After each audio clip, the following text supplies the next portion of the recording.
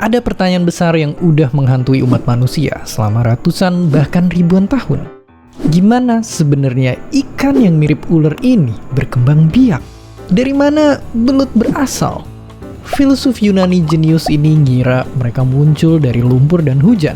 Ilmuwan terkenal ini pernah ngebedah ratusan belut cuma buat nyari alat kelaminnya. Tapi sampai detik ini, gak ada seorang pun di muka bumi yang pernah ngeliat mereka kawin dan lahiran.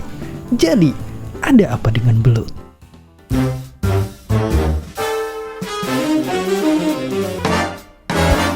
Oke, pertama-tama sebelum salah paham, kita bukan lagi ngebahas belut sawah yang suka ditangkepin pas 17-an, melainkan belut ini, atau di kita lebih sering disebut sebagai ikan sidat.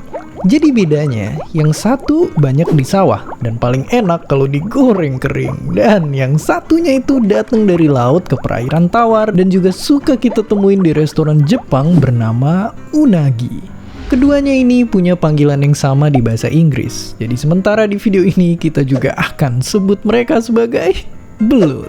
Oke, tapi gimana terus perkembangan misteri ini? Ternyata pernah ada perjalanan besar ke tengah lautan. Seorang ilmuwan asal Denmark ngarungin samudra Atlantik dan pesisir 4 benua selama belasan tahun untuk nyari larva alias bayi belut. Dan seakan cocok sama tema misteri, belut-belut terkecil yang bisa dia temuin ada di dekat segitiga Bermuda, tepatnya di laut ini.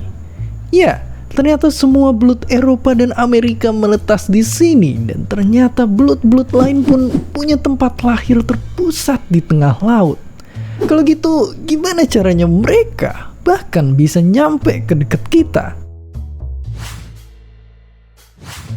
Jadi, ternyata bayi belut tadi berenang selama hampir setahun menuju sungai-sungai di Eropa dan Amerika sejauh ribuan kilometer. Ini ibarat berenang dari Jakarta sampai Jepang.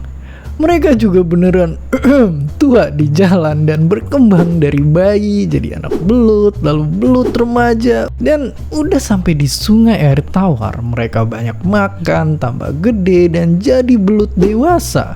Umurnya bisa sampai puluhan tahun. Ajaibnya, baru habis inilah mereka punya alat kelamin. Tapi fase terakhir kehidupan mereka masih diselimuti teka-teki. Di ujung hidupnya, belut yang udah tua akan kembali ke lautan, berkembang biak secara tersembunyi, lalu mati. Ya, di balik semua kemajuan teknologi informasi, di saat kita udah bolak-balik ke bulan, kita masih belum tahu gimana belut lahiran. Sampai sekarang, saat belut Eropa udah semakin terancam punah, masih banyak pertanyaan yang belum ada jawabannya. Kenapa kita hampir selalu gagal ngelacak kepulangan mereka? Kenapa kita nggak pernah nemu tubuh ataupun bangkai belut tua di laut tadi? Dan gimana sebenarnya mereka bikin anak? Dan kenapa bayi belut bisa tahu untuk datengin sungai tempat orang tuanya dulu padahal mereka nggak pernah ketemu? Ya, pada akhirnya, laut masih jadi perpustakaan yang terkunci. Dan sayangnya, kita belum cukup ilmu untuk bisa masuk dan mahamin seluruh pengetahuan di dalamnya. Dan seperti biasa, terima kasih.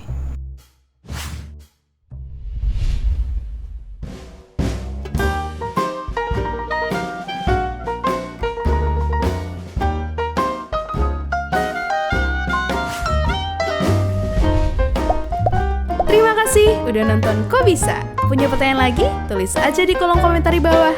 Keep asking and stay curious.